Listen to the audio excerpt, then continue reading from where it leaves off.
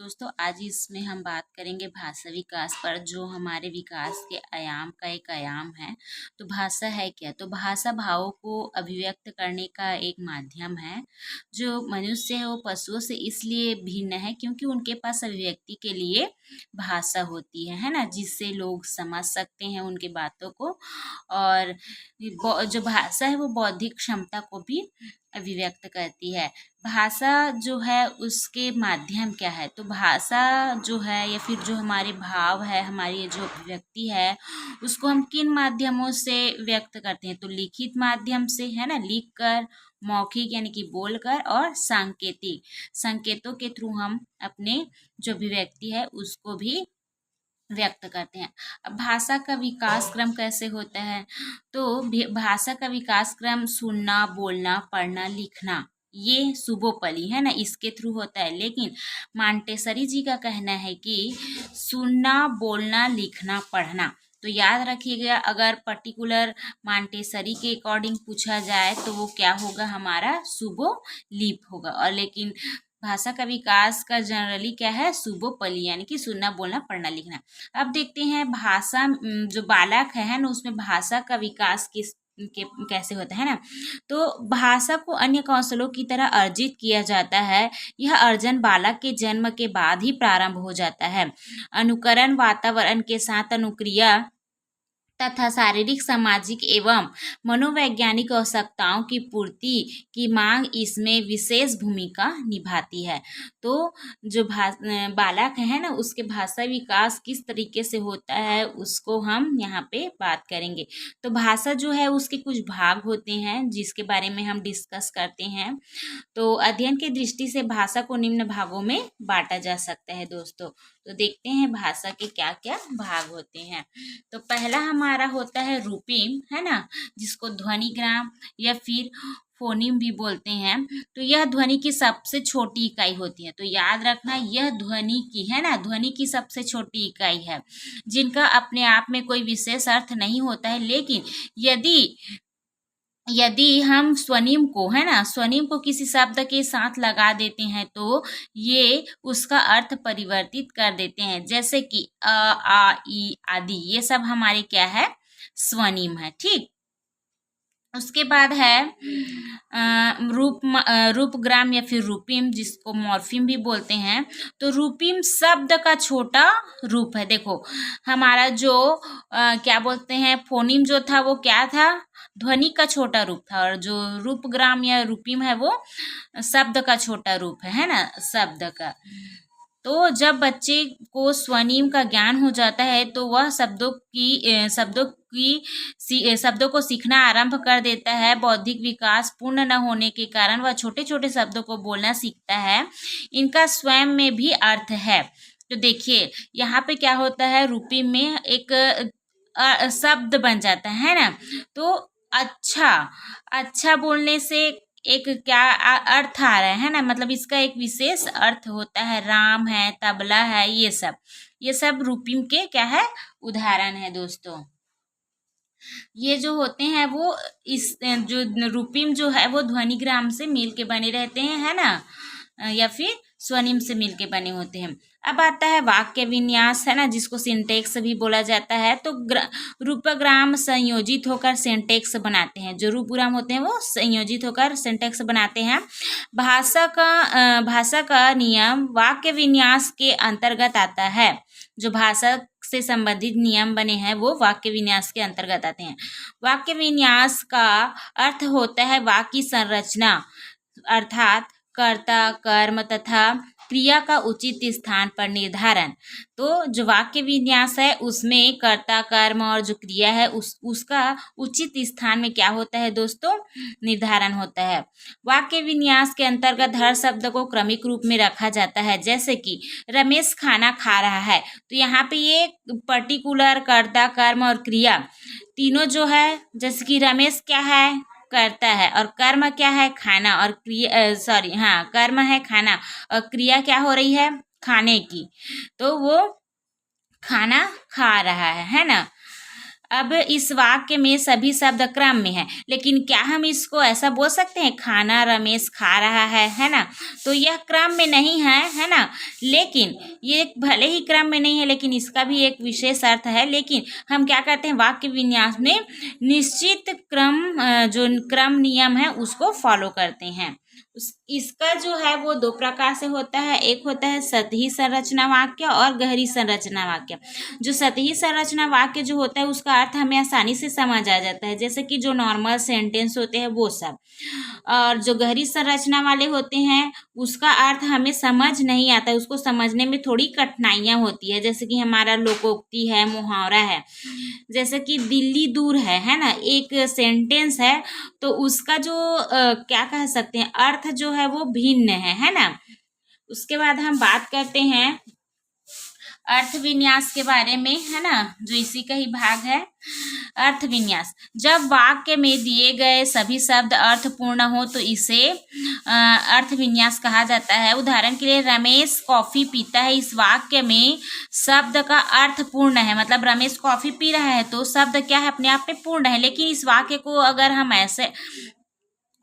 को हम ऐसा नहीं बोल सकते कि रमेश कॉफी खाता है, क्योंकि कॉफी पिया जाता है ना कि खाया जाता है। ठीक है दोस्तों, अब देखते हैं बच्चों का भाषा विकास का क्रम या चरण।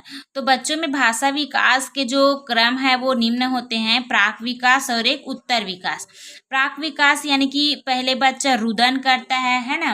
बच्चा जो होता है वो छोटा रहता है ना, तो वो रोकर अपने जो अभिव्यक्ति है उसको दिखाता है ना।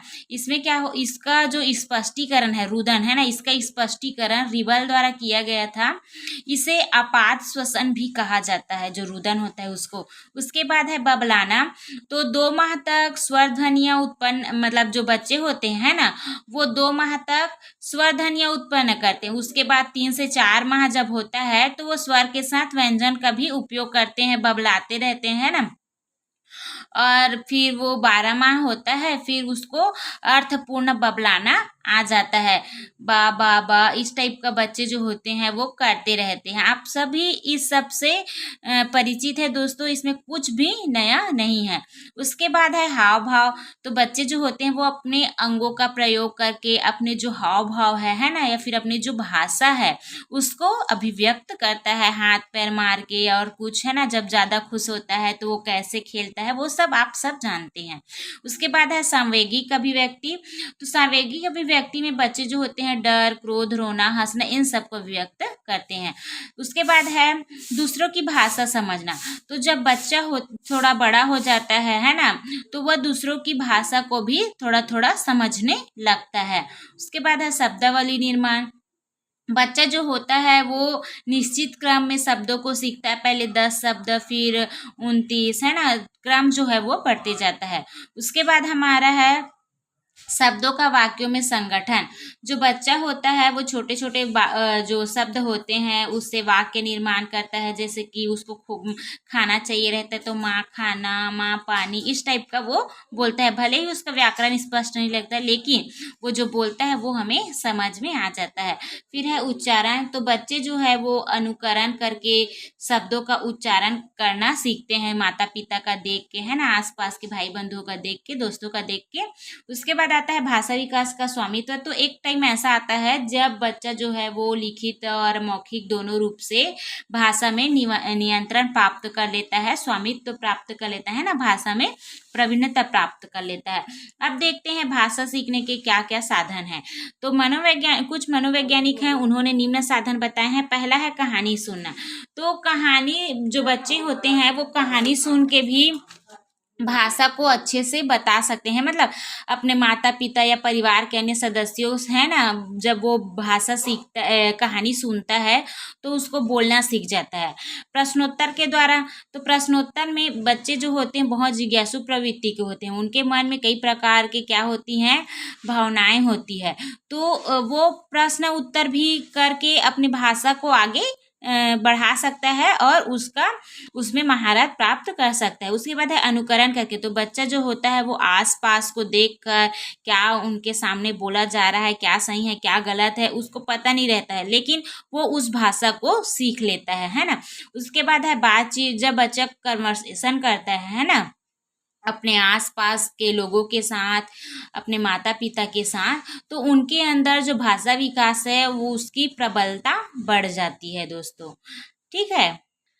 अब हम देखते हैं भाषा विकास के कुछ सिद्धांत दिए गए हैं उसको। तो भाषा विकास के सिद्धांत निम्न है। पहले तो बंडूरा का देखते हैं।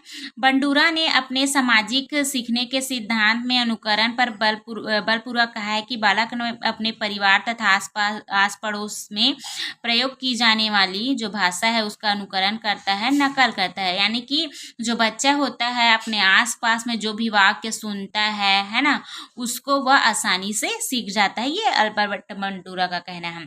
परिपक्वता का सिद्धांत, तो परिपक्वता से तात्पर्य है कि बच्चा जो होता है वो भाषा के अवयव एवं स्वरूप पर नियंत्रण कर लेता है। कि जो कहने का अर्थ है कि बोलेगा है ना, जब बच्चा भाषा बोलेगा तो वो अपने जीवा, गला, तालु, होठ, दांत सब जितने स्वर यंत्र है उसको वो नियंत्रित करना सीख जाता है ना। उसके बाद है अनुबंधन का सिद्धांत। तो भाषा विकास में अनुबंधन या साहचर्य का बहुत बड़ा योगदान है। शैशवावस्था में जब बच्चे शब्द सीखते हैं तो सीखना अमूर्त नहीं होता, बल्कि किसी मूर्त वस्तु को जोड़कर उन्हें शब्दों की जानकारी दी जाती है। इसी तरह बच्चे में विशिष्ट वस्तु या व्यक्ति से साहचर्य स्थापित होता है। अनुबंधन का अर्थ यह है कि बच्चा जो है उसको किसी वस्तु के थ्रू हम भाषा सिखाते हैं। जैसे कि हम उसको पेन दिखाए, शीश दिखा रहे हैं ना, शीश दिखा के बोलेंगे बेटा ये शीश है, तो वो इसको देख के क्या अपने माइंड में ये शब्द बना लेगा कि इसको शीश कहते हैं। अगर हम बोलेंगे बेटा ये पेपर है, तो उसके अंदर वो वस्तु का क्या बोल सकते हैं, इमेज बन जाएगा कि और वो समझ जाएगा कि इसको पेपर बोलते हैं, इसको बुक बोलते हैं, इसको टेबल बोलते हैं, इसको कुर्सी बोलते हैं। तो वस्तु के साथ उसका क्या करते हैं, अनुबंधन किया जाता है। तो ये अनुबंधन सिद्धांत है। उसके बाद है फिर से अनुकरण सिद्धांत हमारा।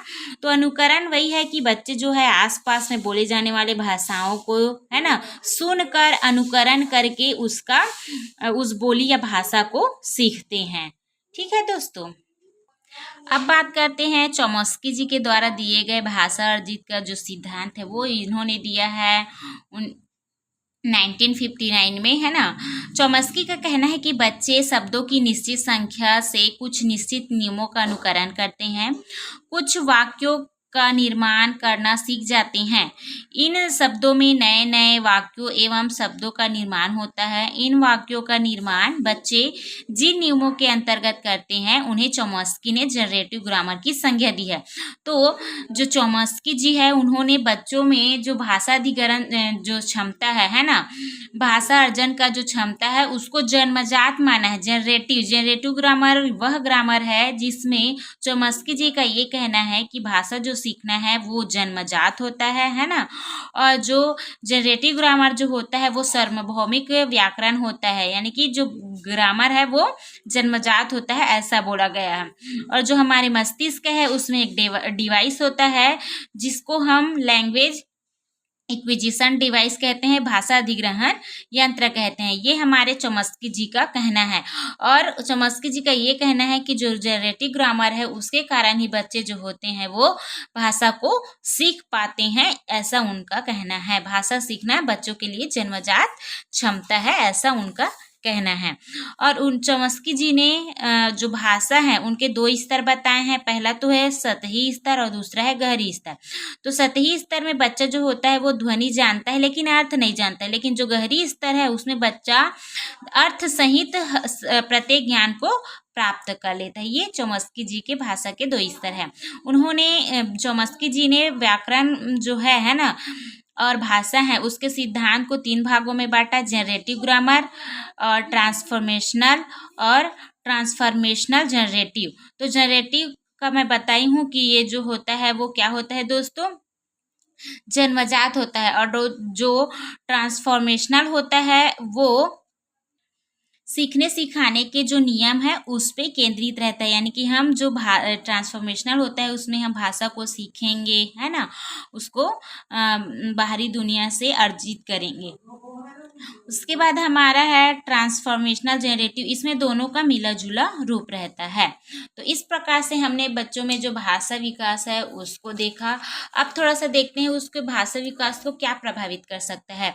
तो भाषा विकास को प्रभावित करने वाले निम्न कारण है ना, स्वास्थ्य है, स्वास्थ्य अच्छा रहेगा तो बच्चा जो है वो अच्छे से भाषा को एक्वायर कर पाएगा, है ना, अर्जित कर पाएगा। सामाजिक आर्थिक स्थिति, बच्चा जो है वो उसका सामाजिक आर्थिक स्थिति भी बहुत निर्भर करता है, ताकि वह समाज के साथ जुड़कर अपना जो भाषा विकास है उसको पूरा कर सके। परिवार का कार्य, अब जैसे कि किसी परिवार में माता पिता और बच्चे ही हैं तो केवल वो माता पिता के बारे में ही जान पाएंगे, है ना। और अगर किसी का परिवार बड़ा है तो वो जैसे कि संयुक्त परिवार है तो वहाँ सभी लोगों से मिलेगा, सभी लोगों से बात करेगा, तो उनसे नए नए चीज़ उनको सीखने को मिलेगा, उनसे उसका जो भाषा विकास है वो व्यापक होगा। उसके बाद है संवेगात्मक तनाव। अगर बच्चे का जो मन मस्तिष्क है वो सही रहेगा तभी वो भाषा को अर्जित कर पाएगा, अन्यथा वह अपने आप को किसी भी माहौल में अच्छे से ढाल नहीं पाएगा। व्यक्तित्व, तो जो बच्चे का व्यक्तित्व क्या है, जिज्ञासुपूर्ण है ना, वो बच्चे भाषा को अच्छे से और जल्दी से सीख पाते हैं। लेकिन जिनका व्यक्तित्व नीरस एकदम, कैसे कह सकते हैं कि वो घर से बाहर ही नहीं निकलना चाहता है, नीरस है जो बच्चे है ना, वो भाषा सीखने में अपने आप को नहीं जोड़ पाएंगे। द्विभाषावाद, जैसे कि किसी परिवार में है ना, माता पिता जो है वो अलग अलग भाषा बोलते हैं, माँ बोलती है छत्तीसगढ़ी, पिता हिंदी बोल रहा है, या फिर माँ हिंदी बोल रही है, पिता इंग्लिश। तो उस स्थिति में हालांकि बच्चे का जो ग्रामर है ना, या फिर लैंग्वेज है वो बहुत ब्रॉड रहेगा, अलग अलग भाषा को बोलने के लिए रहेगा। लेकिन जो बच्चा है उसमें एक कह सकते हैं कि प्रभाव पड़ेगा कि बच्चा हिंदी में बात करे कि इंग्लिश में बात करे, इस प्रकार का उसमें थोड़ा इफेक्ट पड़ेगा उसके माइंड में, उसके भाषा विकास में। तो इस प्रकार से हमने देखा कि भाषा जो है वो बच्चे में किस प्रकार से विकसित होता है ना, और भाषा विकास का किस प्रकार से बच्चों में विकास होता है। तो चलिए दोस्तों, मिलते हैं नेक्स्ट वीडियो में नेक्स्ट टॉपिक के साथ।